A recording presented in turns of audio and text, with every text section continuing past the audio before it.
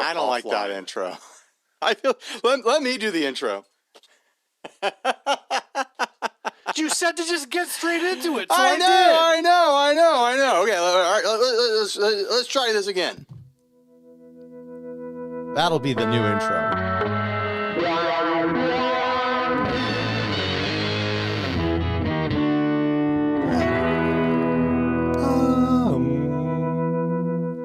Hey everyone, that's Steve.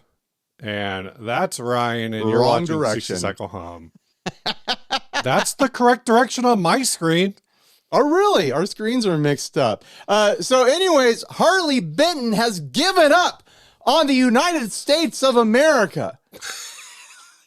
Jesus. I know. I mean, basically, right. You make it sound so dramatic, but it kind of is. It kind of is. Well, their official statement. Yeah. Do you read want to that. say something Read the else? official statement. So we have some official statements to play off of here. Dear U.S. community. That's us. We're closing our dedicated U.S. Reverb store on January 31st, 2026. This wasn't an easy decision, and we're truly grateful for the enthusiasm and support you've shown to our brand. Changes in economic conditions over the past year have made it increasingly difficult for us to continue operating in the U.S. From February 1st on, there will be no more products available in our U.S. Reverb store, but our team will, of course, remain available for warranty repairs and customer support.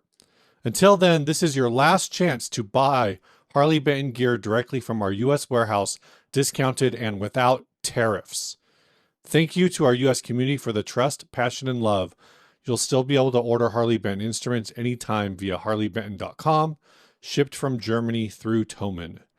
We still focus on our mission to provide high-quality gear at fair prices. See you at harleybenton.com. All the best, your Harley Benton team. So it seemed like this was an experiment to reduce shipping times and kind of like return services and things like that. It was a big old experiment, and I'm not really surprised to see it go away. To me, it always seemed like it was a bit antithetical towards Harley Benton's kind of like operating concept, I suppose, because they don't like to. They're trying to separate it from Thomann in a certain way. They're trying to make Harley Benton its own thing, but it is Thomann's house brand, right? You know, like they have the Harley Benton website where it's like you can buy direct from there. But come on, it's Thomann's house brand, and they were trying to like kind of separate it off so that it didn't have to be associated with Thomann, so it could be a brand that could be other places, I guess.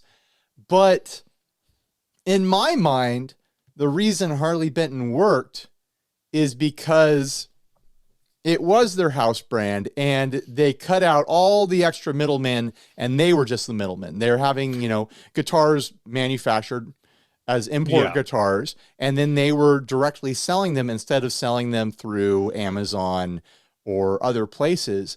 And so like the Reverb thing always seemed a little bit confusing to me because they're introducing a second middleman into the situation. I think the only thing that they potentially solved with this is shipping. Right. Like the product is already in North America, so it's going to move around faster. The prices were the same as far as I remember. The prices were sort of the same. Like it was weird. Like I'm looking at a guitar on their Reverb store right now that it's listed as discounted, so I don't know if that discount is normal, but it's $320. But from Thomann Music, it's $289. So there is a $30 difference.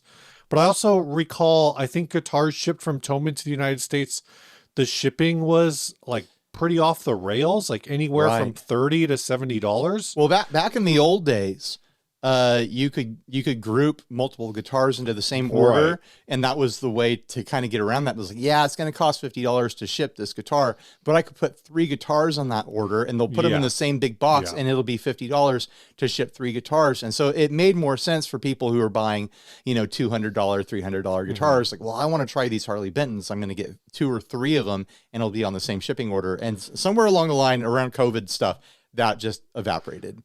Yeah, all the Reverb stuff is listed as free shipping. But again, it kind of seems like the free shipping is just their actual shipping price from Germany to Right. It's calculated into the price.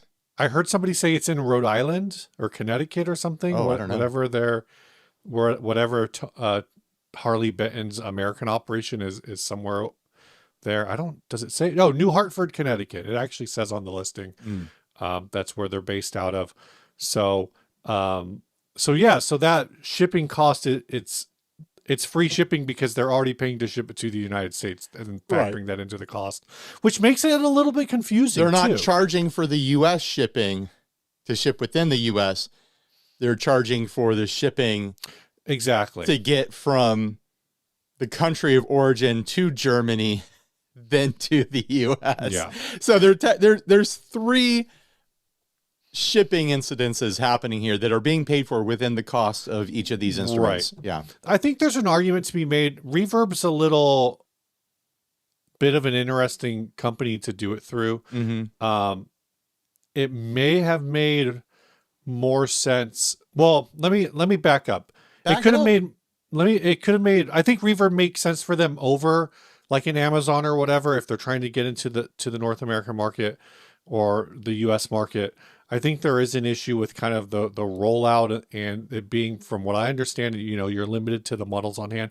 It's almost like Thomann / Harley Benton were trying to be Firefly, except Firefly maintains their own their own website. Like Firefly sells their own stuff. They don't. The only stuff from Firefly that ends up on Amazon is the stuff that they seem like they can't sell anywhere else. And part of the recipe for Firefly, and a lot of other import brands that are on the affordable side that would be competing against Harley Benton in the States. The thing with that is that they are shipping direct to warehouses in the States, and it's all being drop shipped out of like some warehouse in LA or something like that. Right. Where like I have to imagine that with Harley Benton, they were first getting shipped from Asia to Germany and then to the States, which is why the distribution would be in Rhode Island or something like that. That makes a lot of sense. So that mucks up the works. Also, something that always like kind of put me a little bit off of the Reverb thing with Harley Benton is that they didn't have all the models. It was like only certain models. It felt like they've been testing it this whole time and not leaning all the way into it.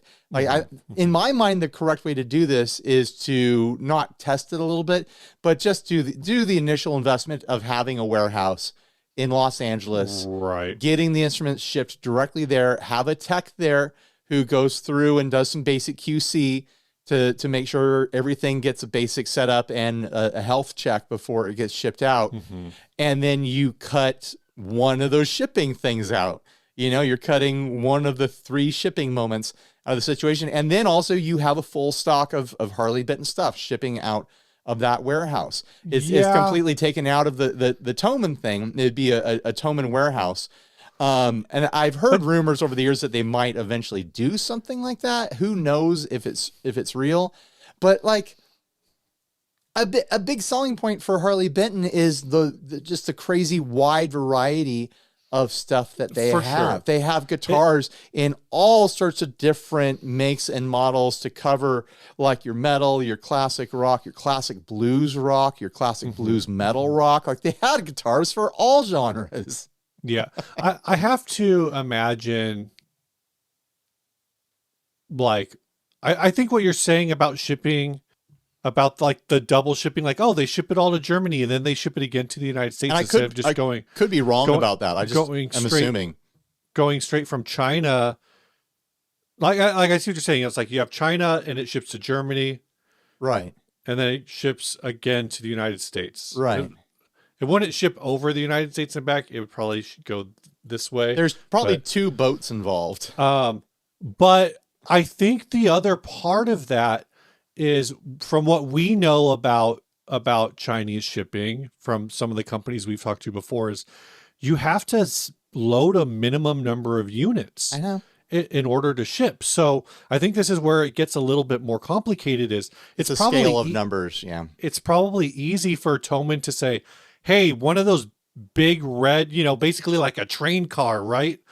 one of those train cars, fill that thing with guitars and ship it to Germany. And China's like, sure, no problem. But when they're like, oh yeah, we want to launch in the United States, but if they can only move like 10% of a train car, China's going to be like, we're not packing 10% of a, I'm calling them train cars. They're not train cars. One of those shipping containers. Shipping containers. Yeah. You know, if they can only fill a quarter of one of those, the Chinese are gonna be like, well, you're still going to pay to ship the whole container. That's what I'm saying. They should cost effective. They should have just started big, because the model doesn't work if you deviate from it. Like the model is that they are the only middleman. And when you introduce other middlemen, then the whole thing stops making sense, because there's too much competition in the States with the other import stuff that we get. And also, like, you know, it's an unavoidable part of this conversation is the unpredictable nature of tariffs in this point of American history.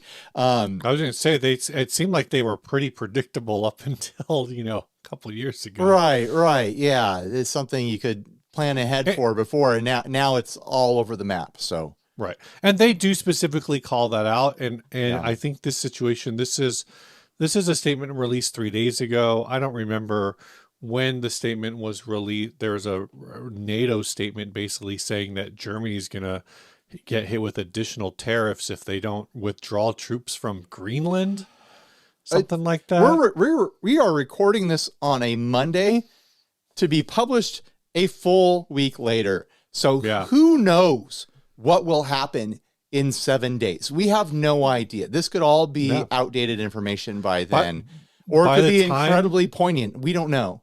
By the time this publishes, you and I could be buying tickets to get on a plane to go visit Fender Greenland and not need passports. Yes, in a week, they will have built Fender Greenland, and we'll be over there inspecting the factory. Yeah. They'll be making Stratocasters out of walrus bones. Do they have walruses in Greenland? I can't remember what their wildlife is. Where do walruses live? I think that's all Alaska. North Pole, Arctic Ocean. Let's see. Oh, Greenland. They got reindeer right there, right? Yeah, I think they have reindeer. Yeah, maybe they could make some offended squires out of reindeer horn. But yeah, so absolutely, you know, my guess is they probably came in with, at the time that they started this in October 2024, I think is what they said. I guess maybe they didn't say it. Maybe I read that in an article. But it's been a year and a little bit, a year and change, as they say. And my guess is when they started the planning for all of this, they're like, here's how much bleed we can basically take, and now they've taken that bleed. I wonder if they were just trying to test the waters to see if there was any interest or demand. Like, but they should already, like, based on previous years when people were able to order more easily from Germany, you think that would have helped them figure out the demand, like figure out if Americans are hungry for Harley Bentons. And I think a lot of Americans are. They just want to, you know, pay a price that makes sense when there's already so much competition in America already for guitars that are in that price point. Honestly, like you can get onto Amazon, and you can even get onto, like, you know, Temu and AliExpress and stuff like that. There's all sorts of websites people can get on and find $200 to $400 guitars like all day long with all sorts of different feature sets and all sorts of different finishes and whatnot. It is a big market to compete against. Like we have a lot available to us here in those price ranges. It's hard to be like, oh, you've heard of Harley Benton. It's Europe's affordable guitar brand. You want to pick one of those instead of the other things that you have interest in. Like if the price deviates too much, then people are just going to lose interest, because then if it's going too high, then they're just going to go to Squire and Epiphone. Well, there's Squire and Epiphone, and you know, I mentioned earlier is I Harley Benton's tough. They're definitely one of the brands I'm still looking at this Fusion T Again, it was originally listed in the US at $400, but I think the equivalent Firefly guitar is like, in fact, that's not it. I mean, I know But, I'm behind on Fireflies. I know that their quality went way up, but do they have stuff that's comparable to the Harley Benton Fusion series? I mean, they've made Harley Benton clones. Well, like they probably coming out of the same factory. They straight up for a while were making the Agufish baritone. People were buying the Agufish baritones. Wow. What effectively was the Agufish baritone from Firefly. It was a single cut purple burst with that like kind of dog, his has that purple dog ear sort of a thing going on. Dog ear or dog hair? Dog hair. There you go. Because dog ear is a pickup, Yeah. Or I'm thinking of I was like, I'd be surprised if if Hunter's designing dog ear pickups into his guitars, maybe for a random one, but it strikes me as a humbucker boy. Yeah, which I can't even find on their. Well, I don't think it's on their website right now. But like to counter that, what I've experienced in my cheap guitar journeys on this channel is that like Harley Benton has their version of a 2 single coil pickup guitar with an offset tremolo at a 24-inch scale sort of thing, and then I got something that looked exactly the same off of our Amazon, and the QC difference was stark. Like the Harley Benton version was a guitar. The Geiker not Geiker, Glary, the Glary version. Which is like visually the exact same guitar. It looks like they came out of the same factory, same pickguard shape, same hardware, same stuff. But the QC was wildly different. Yeah. And I'd wonder if you'd run into that getting one of these, Firefly, Agufish, baritone copies. Like, is it coming out of the same factory? They just skipped the QC. I don't know. The only people who buy both know. I don't know how, I guess this is, I'm not going to ask around, let's be honest. Sure. But this is kind of the question is how I've always suspected that some of these brands basically build X number of guitars in a certain style. Or I should say the Chinese manufacturers are building X number of guitars in a certain style, but they're not like doing like the headstocks are just blanks until they're approved. Like that's how it happens in my head because there's so many models that are like that where it's like everything about this seems identical except for the headstock. I think they just do runs of orders. So it's like they get the factories have like a base model where like different retailers or investors or whoever can come to them and go through the catalog and like, oh yeah, I'll take a run of these offsets here. Here's my headstock design. Here's my logo. And then they produce and we want AAA quality on this, for this numbers run. And then a Firefly or some brand that you've never heard of looks through the same catalog and they're like, okay, well, we don't really care about the headstock shape. So just do your thing. Here's our logo file. And we want a B- quality run with these numbers. Like, and they just deliver on orders like that, That's my headcanon. We're all in the speculation zone on this stuff. Yeah. Hopefully that's clear.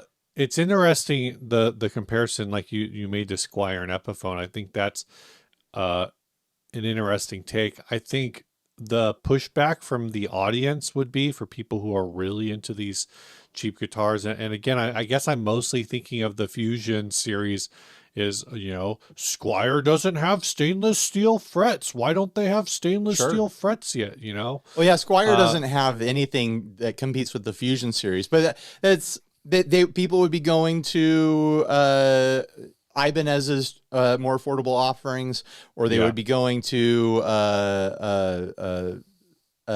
PRS SEs and stuff like that. What was it? PRS Core? Was that the name of it? They had a super cheap one. No, the SE is the cheapest one. But didn't they have like a line within that? The Core is the S2 is the cheaper American series. Might be what you're. But didn't they come out with a PRS that was like $199 or something silly like that, like Not or that I'm aware $299. of. There was The something. cheapest PRS is $500. There was one that came out. Like, what am I thinking of? I don't know. I have no idea. All right, maybe I dreamt it. That's a hell of a dream. I know. Why am I dreaming about PRS? I am looking like a Harley Benton basic ass ST62, which is their Stratocaster, is $210. So that does that, and it's on again. It's like 15% off because they're blowing everything out. So it's $177 right now. But at $209, that would have put it in the Firefly, Amazon, whatever price range. Yeah. Now you're losing those premium touches, but you're kind of more competing directly with Squire, Affinity. They would never and whatnot. They would never do this, but what they could do, what Thomann could do, is they could license Harley Benton to an American retailer and like, hey, you can use our name and here's the product catalog. And you're technically ordering it from us and we're putting in the order with the factories. Right. But then it is shipping direct to you and you are allowed to sell Harley Bentons in your retail operation with some like kind of price branding constraints. Right. So that big retailer That would be paying a licensing fee to Thomann to operate as the Harley Benton dealer in the States. But then why wouldn't it? And again, this is that cost point thing. Presumably, when Ibanez has a guitar made, I guess, is there an Ibanez warehouse? I have no idea. There's got to be. If I'm, the mom and pop down the street and I want Ibanez guitars in my store, are they going through an Ibanez warehouse and then getting reshipped to me? I would think so, right? That makes sense. Why are we talking about Ibanez all of a sudden? I'm just talking about the idea that you just said. All right, like a big retailer licensing Harley Benton. You're saying go to say Flipside Music, and Flipside Music is now Harley Benton USA, and they're going to do this licensing thing. And I'm saying, why do a licensing thing? Because then Thomann doesn't need to have a warehouse here. They're licensing it to an operation that already has a warehouse and is already accepting direct shipments from Asia, basically. But so you're like making the assumption it's taking the model and applying it to the U.S. without Harley Benton, without Thomann having to invest in the infrastructure. What I'm saying is, I don't know if that's a fair assessment. That maybe not. I'm just throwing out an idea. That's why I'm saying. So how does that store get their Ibanez? Is Ibanez shipping them, having their China factory ship it to them? What does this have to do with Ibanez if we're talking about Harley Benton? Pick any other brand that's not Harley Benton. You just want to know how it would work with Ibanez?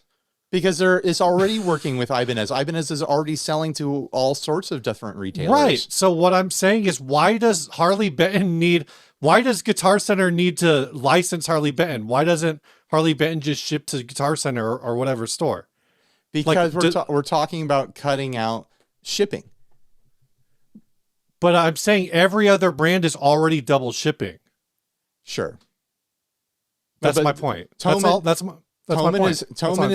has two shipping moments.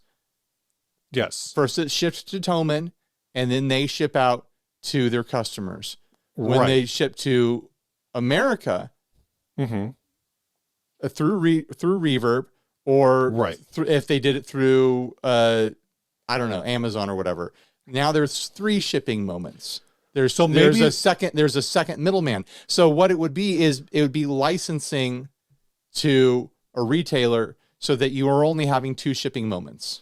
Right. So the other what I'm saying is, I think we're in the weeds here.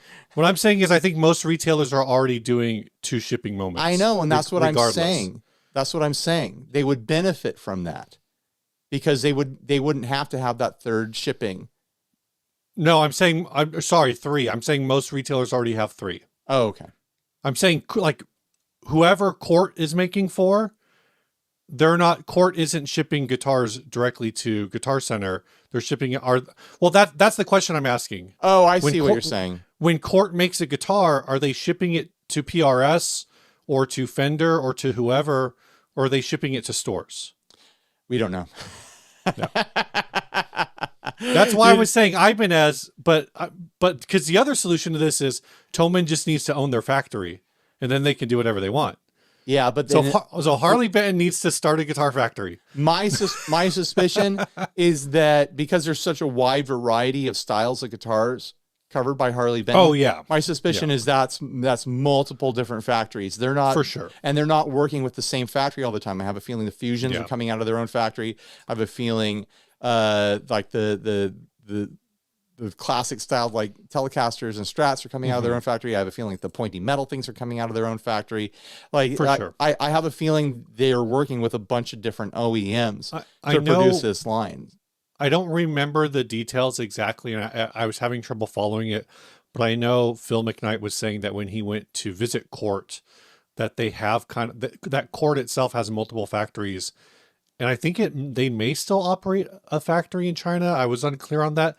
And that the factories are kind of overlapping price points. Right. So there is a factory that like pretty much just cranks out like $300 guitars. But if you're buying a $700 guitar, you can't guarantee that it's being built in either the $300 guitar factory or the $1,000 one, because there's kind of an overlap there. Right. And it's the same equipment. It just has to do with material selection and then final QC, because everything else is just cutting and spraying, right? Like someone presumably is hand sanding somewhere, no matter what. But that's the QC, that's the QC side of it. Sure. You know, that's how many hands touch the thing, or does it just get crapped down in the assembly line and boxed up at the end? You know, right. So if you could go back 2 years. Thomann calls you up and says, Ryan, we have this idea. Do you think you would just say, don't do it, it's a bad idea? Or would you just say, you guys need to go full send if you're going to do this? Or you tell them both, like either go full send or don't do it. I've had the thought from the beginning that it doesn't make a lot of sense because it doesn't match their model. So if they were testing the waters, maybe they learned what they needed to learn. Right. It didn't seem like they were making moves to do the full send, which to me, it would be necessary to do what they do with that brand, with their house brand is just like, oh, we have full infrastructure to keep the prices and the shipping as quick and as low as possible, and cut out as many middlemen as possible. And if they're not going to do that in America, then I just don't really see a reason for them to be here. Sure. That's kind of my take on it. And someone from Thomann could completely disagree and be like, "Well, it was actually very successful, but the shipping and tariffs and things like that were really the nail in the coffin." I don't know. Do you think? I think that's a big question? Yeah. As little as possible. Do you think that this could be added on to the, like, maybe it's not directly on the pile, but do you think this is adjacent at least to the pile of, guitar brands that have died or are having to restructure or whatever, in the last year or so? Like, is this, I'm saying this isn't like I would say like GNL is a bonfire, and maybe it looks like Hofner is another brand that's thrown onto the same bonfire. Is Harley Benton having to pull out of the United States kind of like an ember from the fire that is starting a fire somewhere else? To me, it kind of feels like it is. Like it's part of an industry retraction. Well, I think that, I mean, we're in such interesting times, aren't we? Let's put a button on this with this point, and I'll make my point, then you can make your point. Everything's uncertain right now. No one knows what the heck's going on. Things are scary, and I don't blame the public for protecting their pocketbook and not spending money on frivolous items. And there's very few items more frivolous than budget guitars. There's very, very few people who actually need a budget guitar. And the ones that do are the ones who are getting started playing. There's been a big market for hobbyists like us, who have an affection for, acquiring a wide variety of interesting, affordable guitars. I think that market is in a tough spot. I think that definitely affects like Hofner, because every time I've run across a newer Hofner guitar or bass, it's been in Guitar Center and it's been like $399 or something like that. Every time I've run across a new Hofner, it was a Beetle bass. Exactly. And there's been one on the floor, for some reason floating in between the bass section and the guitar section at Guitar Center. You got to plug it into a Bassman. As far as brands like G&L, and there's probably other brands around that fit this description that are having a tough time. There's a lot of brands who rested on their laurels for way too long, and they didn't adapt to the changing, not only economy, but changing tastes. They didn't try to reach a new audience. And so when things got tough, when times got thin, like the writing was on the wall, unfortunately. And I think there's a lot of that going on where people aren't even aware of it right now. There are brands that just, they haven't adapted in the last 20 years. And so now like consequences have shown up because they haven't kept moving. And I'm sure we'll have more to talk about in that direction over the next couple of years. As far as that applying to Harley Benton, I don't think it does. I think that's, I think the discussion of like people are pulling back their spending absolutely applies to that. People who used to buy a couple, budget guitars because they were interesting and they wanted to pad out their quiver. I think that's probably dried up a lot right now. And I don't think there's a lot of people feeling inspired to pick up a hobby right now either. So the beginner guitar kind of world is in a tough place at the moment. Thomann is a huge retailer. Oh yeah, Thomann's not going anywhere. I doubt Thomann is in trouble. The professional guitarists, the professional musicians, the professional live sound lighting people and recording studio people and stuff like that, they're still working.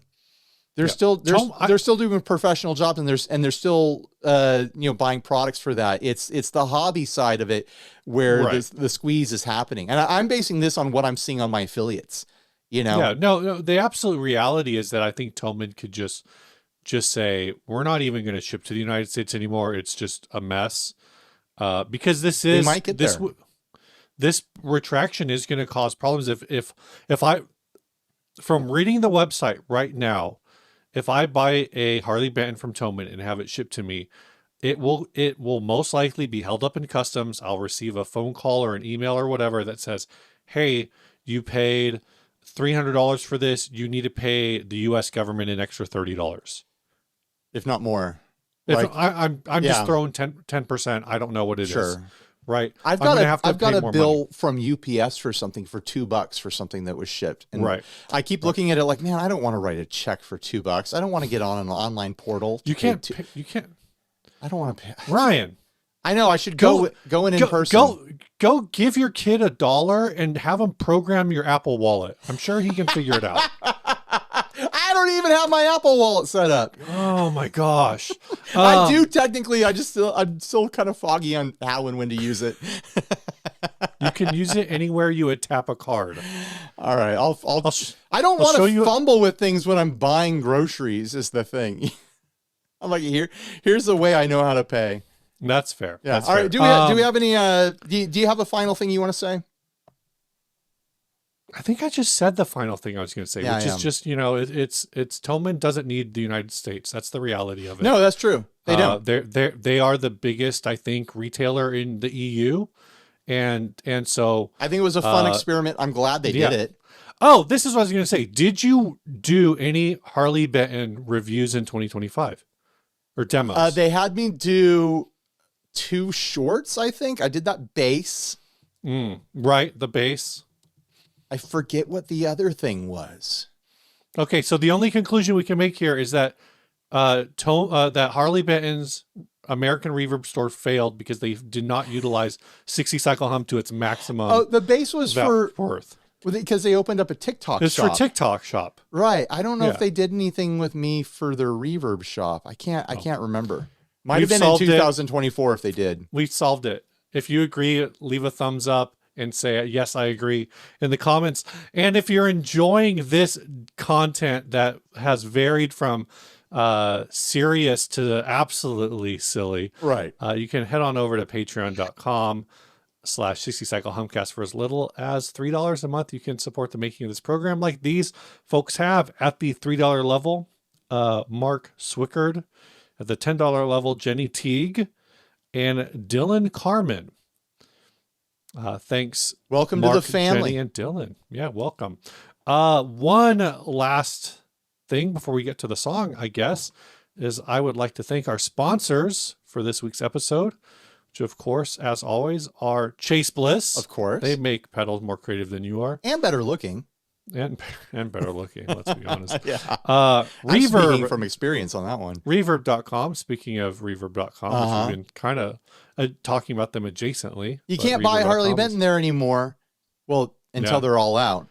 Go see what's left. Actually, when this episode drops, I believe you will have 1 or 2 days left to buy a guitar, a Harley Benton guitar on Reverb.com. And last but not least, of course, Stringjoy, whose soft touch strings. Have you received your soft touch strings yet, Ryan? Oh, I received a whole box of stuff from Stringjoy. But are there soft touch strings in there? Oh, you mean like this right here? Yes, Steve. And Are they soft? Have you touched them? I haven't touched them yet, but I've got the acoustic and the electric. And they sent me a bunch of, they look like gravity picks. I don't know if they are gravity. Oh, cool. And they sent me a shirt that looks like it's got a heavy metal logo on there. Oh, that one. And they sent me this really cool looking strap. I didn't realize they even had straps, but this thing is beautiful looking. It's a vintage style strap. It's a great strap. Yeah, I'm gonna have to wear this. I'm actually doing some work on the pod right now, the Orbital demo platform, so that I can do standing demos. Remember way back in the early days, I stood up for demos. I want to do more of that, which means I'll need straps. So I'm working on that. And of course, I got a bunch of other strings in here because I use a lot of strings on the pod. So sure do. Yeah. So thanks for that, Stringjoy. Yep. I'll be trying the soft touch eventually and reporting on my findings. Who else is there? You want to hear about the song? I want to hear about the song. This song was sent actually about a year ago. I'm going back and, sometimes people send us 4 or 5 songs at a time, and we'll play one of them, and then I try to revisit them later. Yeah. But this song was sent by Kyle Ketchemonia back in January 2025. I love that name. That's like an album name, Ketchemonia. Yeah. He says, "Hi again from the winter hell of Canada. You've played one of my songs before. Thanks for everything you guys do. The song is about my best friend who passed away. This song is a Western song about an outlaw named Sun 7.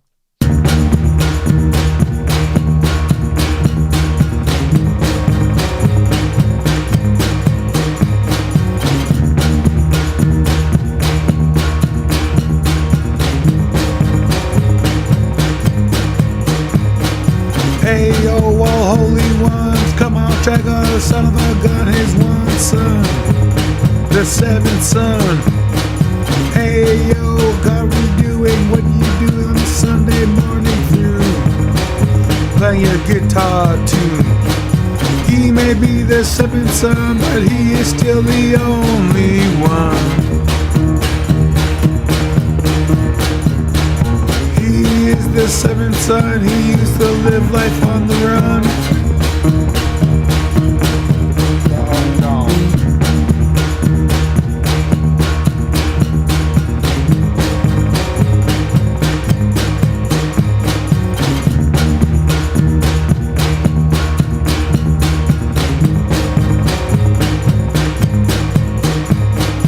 You can shoot at him, but just know that he has the baddest hands. What a sin. He is the only one. He's just a bad son of a gun. He knows. He knows. He may be the 7th son, but he is still the only one. He is the 7th son. He used to live life on the run.